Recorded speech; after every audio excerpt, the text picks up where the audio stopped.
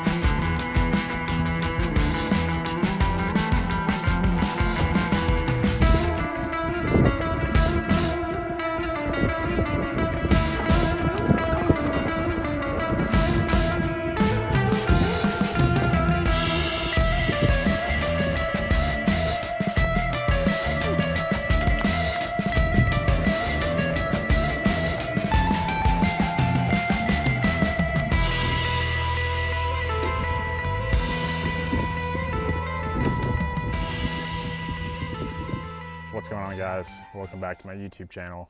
I'm currently out in the Guadalupe Mountains, and all in all, this trip has just kind of not gone to plan. I'll catch you guys up to speed later on in the video, but I am just off a road here at a potential campsite.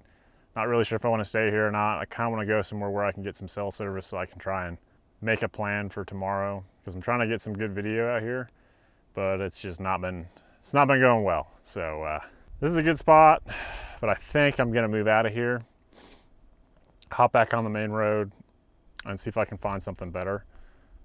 Well, not better, because this is pretty great, but find something that has some cell service. So, but yeah, check this out.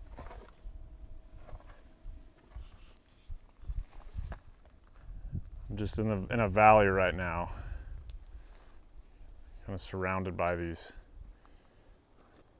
mountains. I mean, I am in the Guadalupe Mountains, so I guess these are what they call mountains around here. Kind of looks more like a canyon to me. But yeah, still pretty. But yeah, we're gonna see if I can't find something else. I'm gonna try and get some service and then hop around Overlander and Gaia, kind of see what I can come up with, because it's getting late right now. Don't have much time left of daylight, so I'd like to be somewhere at least by sunset, but we'll see. So come along.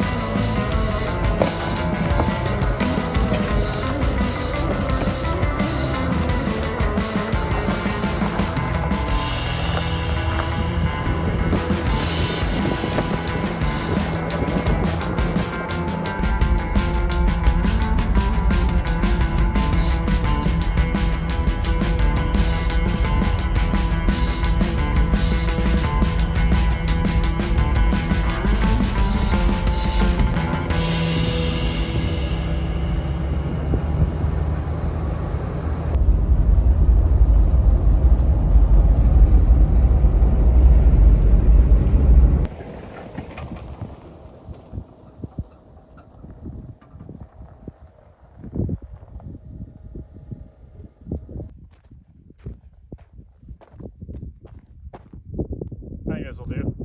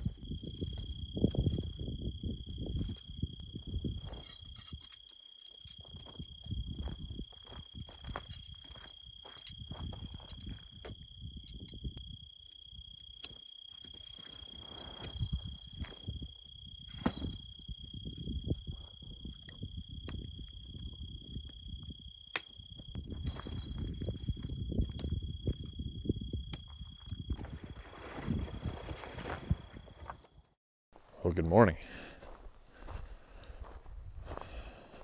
Just walking around the campsite. And of course, there's unpleasant things like bottles everywhere. I think that people may have used this berm here as a place to shoot. So that's cool. I've got a pretty good sunrise coming up right now. I've got a hopefully time-lapse set up on my phone to try and catch it, but not a terrible view so far. There's the campsite. But yeah, I just kind of crashed last night once I got set up. Well, I got set up and I watched some Mandalorian. I've been on a big Mandalorian kick. I've been binge watching it the past couple days, so just did some binge watching of Mandalorian and ate a Mountain House meal. It was real glamorous. And that was it for the night. Yeah, I still need to catch you guys up to speed on what's going on and how plans have changed from what was supposed to be a lot of desert just traveling to whatever today's going to turn out to be, because I really don't know yet. So I'll catch you up to speed at some point here in just a little bit, probably once I get this time lapse over with and the sun's up. You know, I've never talked about my setup really at all. I know I've shown it in videos, but I've never actually talked about what's going on with it. And I just thought I'd take a second, since this trip's kind of gone a total slop, take a few seconds and talk about probably the two biggest things that I've done to my setup to make doing this way more comfortable and way more livable. Kind of the goal of all of our builds, I think, is to make doing this stuff easier. And that's really what I've chased after here. I wanted simplicity. I wanted lightweight. I didn't want to have, you know, from bottom to top filled with crap. Just, you know, I want this thing to still perform off-road well. And so I just didn't want to fill it with gear. The two things I'm going to talk about real quick are the fridge and my power station that I just actually got wired up. What is it now? It's probably been 3 weeks or so, a month ago. I did it, and this has all kind of been over the course of the past several months, past year probably, starting with the base plate. But I won't cover that today. I'm just going to talk kind of about the fridge and the power station, mainly about the power station. But right here you see just an Alucab fridge slide. This is actually a tilting fridge slide, which I know I don't really need the tilting aspect of it right now, but I thought maybe one day I would do a drawer system. So I'd go ahead and get the tilting fridge slide, because I could still use this you know, without that right now, perfectly fine. And then I have a Dometic CFX3 55 liter. And, you know, this thing with the power system that I have in here now stays on all the time, and it just seems to sip on power. You know, I had 100% battery rolling into camp last night, and I'm at 87% right now. And that's running the fridge full time, running the, I was charging a speaker, I was charging my phone, some other miscellaneous stuff. I had my light going. So that's 13% of battery that I use, and just, you know, with all my stuff and the fridge going all night. So the fridge has been super efficient, especially since it's gotten colder out. You know, I'm from Texas, and in the heat of summer, it was draining a little bit more. It still wasn't too bad, but when it's 100 degrees inside the car, I don't know how any fridge is going to perform well. So yeah. But yeah, this is the tilting fridge slide from Alucab. Love this thing. It's simple, and it just works. It's just one of those things that it just works. It just does its job every time, and I love that. And then I have, on the Dometic, I have the Dometic fridge cover, which I think Dometic makes some of the best fridge covers on the market. Fridges, you know, they're obviously one of the most well-known fridges, I think, Dometic. Are they the best? I don't know. It's not up to me, you know. You can decide for yourself what the best fridge is out there, but it's definitely a good one. I've had no issues with this one so far, and it basically lives, you know, it's on full time in my car. This is just, it looks messy. I use this as like a little shelf right here, and stuff's not going anywhere. It's actually, I didn't expect to use that for that when I put the fridge on there, but it became a little shelf for me, which is great. And then you can see here, moving on from the fridge, I have Redarc's Red Vision screen, which, man, it's totally overkill, but it's just been awesome. You can see here, I've got, you know, battery life, I've got power going in, power going out. I've got all my switches for my fridge, for my light, for my 12-volt plugs, and then some other plugs in the back. And I have plenty more to add. I think I've only got 4 inputs wired up right now, and I want to say 6 more that I could do. But yeah, this has been awesome. I went from a Jackery 500. And I ran the Jackery 500 for probably, I don't know, 3 or 4 years. And it just kind of, power was always an issue. And it was always on my mind, camping. It was kind of a sticking point for me.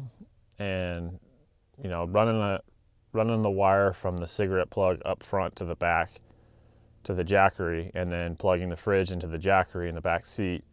It just wasn't easy. It was always just kind of a pain point. It worked, but it was always a pain point. And then right before a big trip, it was actually the Maris trip, my Jackery just quit on me, which sucked. So I had to quickly wire up my fridge to my start battery, which that wasn't a fun game playing with my, you know, running my fridge all night with off my start battery, especially when you're out kind of in the middle of nowhere. So wouldn't recommend running off your start battery. Jackery 500 got me by for a few years, and then again it just kind of went kaput on me. But the Redarc system has just totally changed the game, and I'll talk to you about what all Redarc components I have to run this, because it's not just the Red Vision screen. I have a Manager 30, I have the Rogue distribution board, and I have a smart battery monitor, and I have a Dakota Lithium 135 amp hour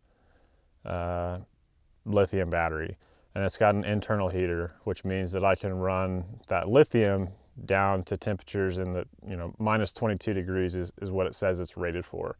So when it gets cold enough, that internal heater comes on somehow. I don't know all the ins and outs of it, but when it gets down cold enough, the internal heater kicks on, and it keeps it up to temp, and it keeps it operating. And that's always been the downfall of lithiums, is The second it gets cold, it's just not, it doesn't hold up to harsh conditions well. Well, with the internal heater, you know, you kind of get the best of both. You can handle those cold temperatures and you get the performance of a lithium battery. And as you can see again, you know, I'm at 87%. I haven't seen this thing dip down below 80%, and I don't know how long since it's gotten cooler out, and it charges up super fast. So I'll hop in the back and bring the camera around and show you guys my electrical board that I DIY'd. It's nothing pretty, but it works, and it works well, and it was cheap, which is great. I had to cut costs where I could because the power system inherently is a pretty pricey one. So around to the back seat, I have my electrical board that I built. It's not the prettiest thing, I'm aware of that. It's my first power system, like Redarc power system I've ever built. So there was a lot of lessons learned along the way, but you can see it's just kind of behind. I have this back seat lifted up, and it fits in this little awkward space where there was nothing there pretty nicely. I fancied up, so this is my base plate that I built out of just some cheap plywood, and I built a little electrical board out of the same stuff with some 2x4s to support it on either side. So some real flash stuff there. But as you can see, I have the Manager 30. I've got all my circuit breakers here, and I've got a TVMS Rogue. And then this is the smart battery monitor.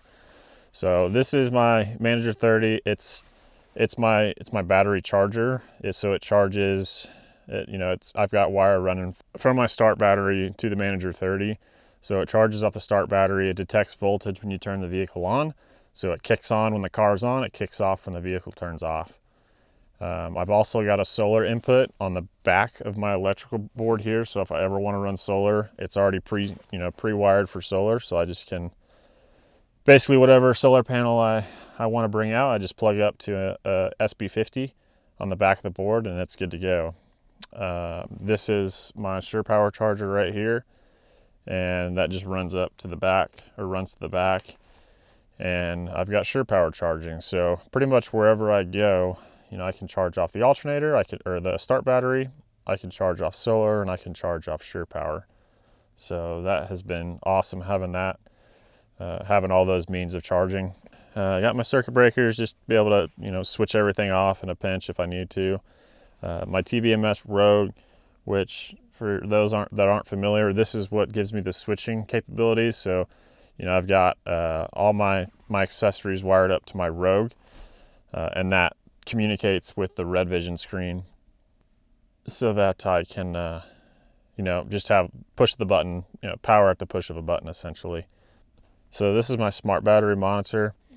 This just gives me the ability to monitor battery health, power coming in, power going out, that sort of thing. So I can see exactly what the draw is for my battery at the time. And then here, just the Dakota Lithium 135 amp hour. Again, this is the one with the internal heater. I love Dakota Lithium's batteries. They have an 11-year warranty on them, which is great. So hopefully I can get a decent lifespan out of this. And the size is, from what I've seen, pretty unbeatable. I mean, that's a pretty compact size. I was already working with a tight space because my seat, when it's all the way up, it actually bumps into this a little bit. So I needed a small battery back here, and the fact that I can get 135 amp hours in that spot has been, it's awesome. I don't know what other battery I could even fit back here if I was trying to do the equivalent amount of power. But yeah, it's been awesome. It's nothing pretty. This isn't glamorous right here. I'm going to go back in at some point and try and pretty this up because it's just kind of a hot mess, but it works. It's been super, super functional and has been bulletproof. Ever since I wired it up initially and got it all powered up, it has just been on nonstop, and I have not had a hiccup yet. Can't speak highly enough of the Redarc products. I just love them. I think that they're definitely built for this kind of travel, for what we do. I don't know that there's anybody out there that can compete with them. Victron makes some good stuff, I've heard. I've used some of their stuff in the past, and good things there too, but Redarc really just seems to be laser focused on what we're doing with it. And I think Redarc's the way to go if you're looking for a good, reliable power system that's hard mounted in your vehicle. And one thing about this too, I want to say is this is obviously, this is pretty overkill. This is not, you don't necessarily need all of this. They make the classic BCDCs and now the new Alpha BCDCs, which both are significantly cheaper than the Manager 30. And they both do a lot of the same functions as the Manager 30. And then if you get a classic BCDC and then a smart battery monitor, and obviously you need a battery too, but that's really all you need to get going to have a good, reliable power system that charges off the start battery and can charge solar too. So you don't need all this. I wanted this, I kind of wanted to buy once, cry once, and have it all here. And also I work at a shop that sells these products, so that was great because obviously the cost wasn't as high for me as just your average consumer. So yeah, that's pretty much that. But yeah, last thing I'll say about this is that if you guys are interested in doing something like this is not like me doing a plug or anything, but the shop that I work at, we do this kind of stuff. I'm not one of the installers on the Redarc stuff. We have a guy there who's way better at it than I am. He can make it look way prettier than I did. So if you are looking for somebody to do this for you or just to talk to you about it, CB Adventure Supply, we do this kind of stuff a lot. We sell all the Redarc products. I don't get anything from you guys purchasing it. I just know this is just from me to you to kind of help you out. You can hit up CB Adventure Supply. I may answer the phone, and we can help build you guys one of these out too if you're interested.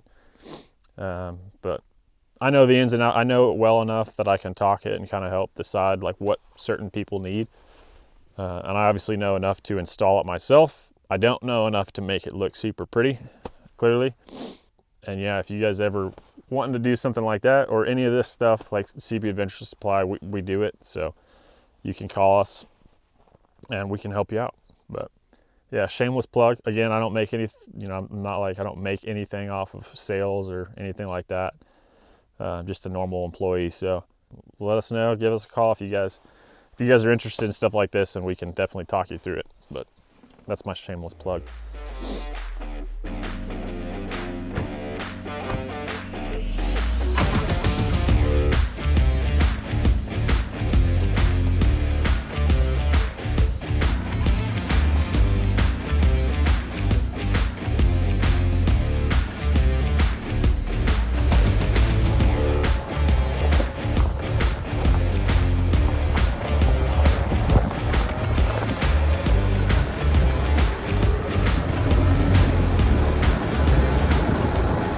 A little curveball. I just on my way back in, I'm like 30 minutes from a gas station, but I saw this really cool looking dirt road going off into kind of like into a saddle between two hilltops, mountaintops, and it looks like I can take these all the way back into town. So I'm gonna hop out, air down real quick, and I'm just gonna take these dirt roads all the way back, and we'll see what we see. But yeah.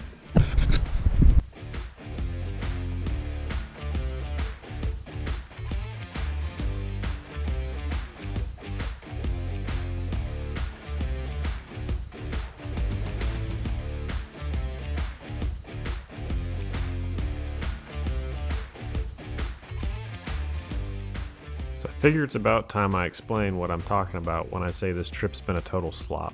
When I was looking for gas stations nearby, I only checked the straight line distance, not the actual route I'd have to take to get there. The straight line distance looked pretty close, so I thought I was good to go, but once I was out there, I realized the route around the mountains to get to the gas station was about an hour and a half. That meant an hour and a half just to get to the trailhead, and another hour and a half back to the gas station. Yeah, not ideal when you're driving a thirsty 80 series landcruiser. Lesson learned, always double check your routes. I'm gonna be honest, these trails have really surprised me. I almost just bypassed all this stuff and I'm pretty new to the BLM thing. There's not a lot of it out in Texas and Arkansas and on the East Coast, which is where I've typically gone. But I almost just bypassed it. I was looking on Onyx and they had all these trails marked, and none of these were marked. They were just I found them on Gaia. Well, I saw it and then I looked on Gaia, and sure enough, they were out here. So yeah, I mean, I'm just gonna follow these for a little bit and we'll see. It's getting a little tight right now, though. It looks like this one's not driven as much, but just kind of see where it takes us.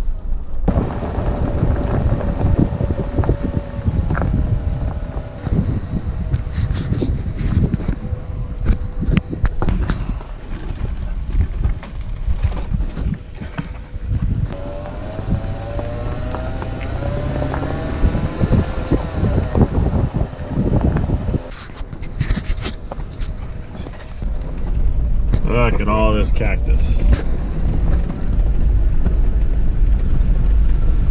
It's definitely spare tire country. This climb I'm doing right now, it's kind of surprising. There's some decent little rock steps in here, and it's not going to look like it on camera, but it's just a normal Forest Service road. Nothing hard, but nothing some good aired down tires you can't handle. But it's kind of fun. Oh man, this is what I'm talking about right here. This is a good campsite. I know it's not marked, but it's like right on this hilltop. That's cool. I'll have to mark this one. What's really cool about this spot is you're kind of on a hilltop, and I have 2 bars of service in 5G. So this would be a really cool spot to camp for the night with a big group. It's kind of out here and it's not marked, so I am gonna mark that real quick. Let's drop a little tent. Cool. All right, let's keep going.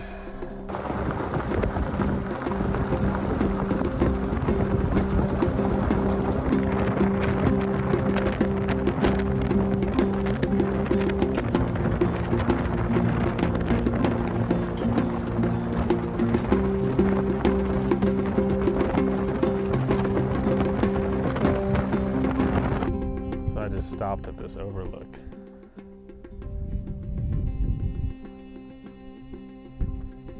Big desert.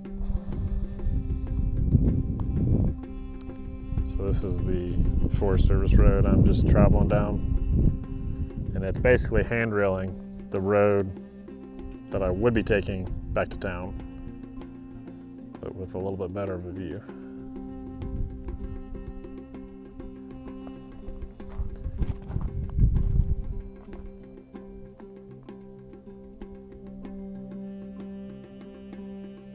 Yeah, I don't really have a game plan right now. I'm just kind of going. Like I said, I was originally planning on going straight to town to drive a trail over that way, but since this takes me back, might as well take the scenic route. I don't really have a schedule, so just kind of going with it, you know? Yeah, I'm dropping back down this mountain. Some more cattle. Whoa!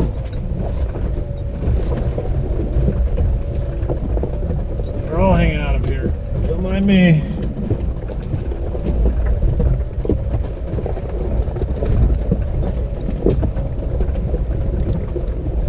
Hey, buddy.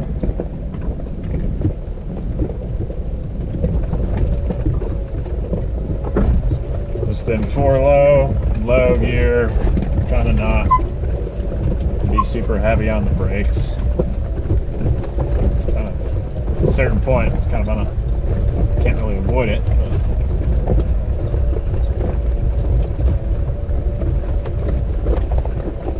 It's like the second all these, there's a lot of oil stuff back here, or natural gas or something. something going on back here. But the second it said no pipeline workers beyond this point, the road kind of turned to crap.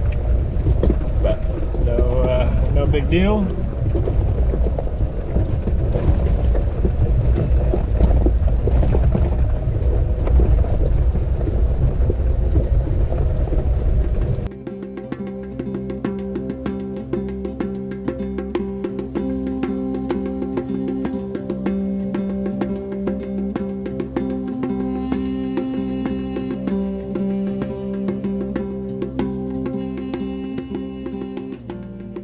One thing that truly amazes me is the incredible variety of terrain we have access to here in the US. One day you can be exploring the muddy forest trails of the Ozarks in Arkansas, and the next you can be out in the deserts of New Mexico.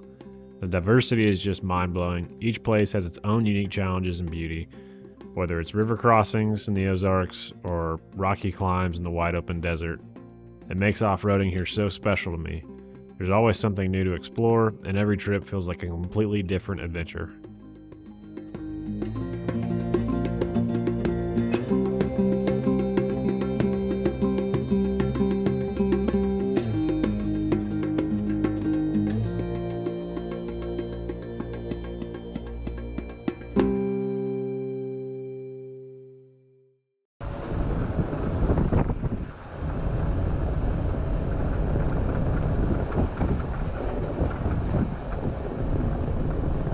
So I just came up to this spot and it's genuinely making me nervous, and it's a flat road. It's just washed out super bad on the right. The video just doesn't do it justice, but from there to there, I'm guessing is about a 10-foot drop, and you can see all this mud that has already given way. This thing is going to be impassable, I bet, in the fairly near future.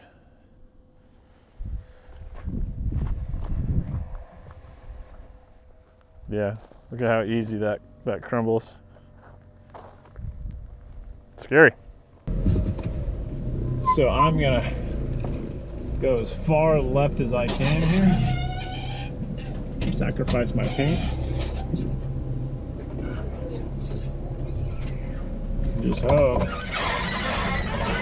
Yeah, that was pretty sounding. Yeah. At least it didn't give way though. That's good. Weird. Another section right here. I'm almost certain I can get through it no problem. Almost. If there was another person here, I wouldn't even sweat it. I would not have even gotten out to look at it. I would have just sent it, and then if I got stuck, somebody would pull me out. There's nothing to winch off of.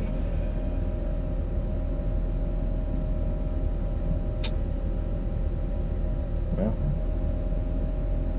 maybe I'll just ease into it, kind of see how it feels, and hopefully I don't regret that decision. It's kind of out here.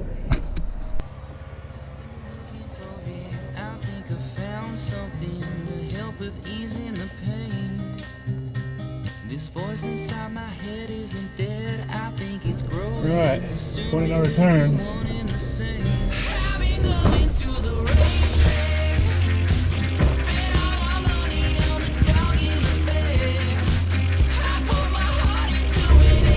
Yeah, I think I smacked my rear bumper, but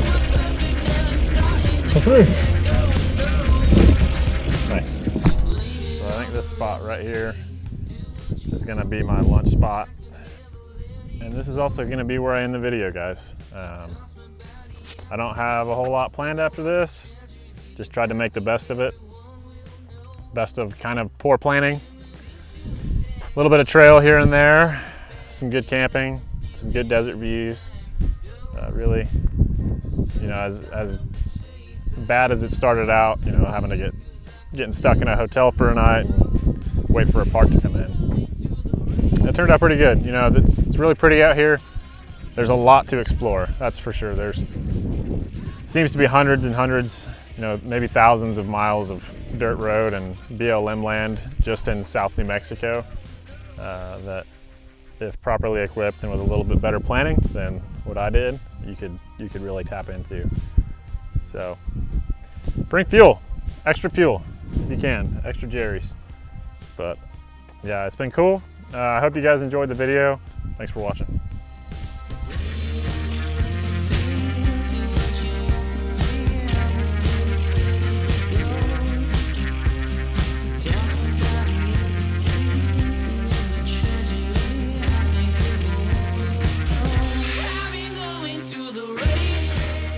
As always, guys, if you like what you see, consider subscribing, drop a like.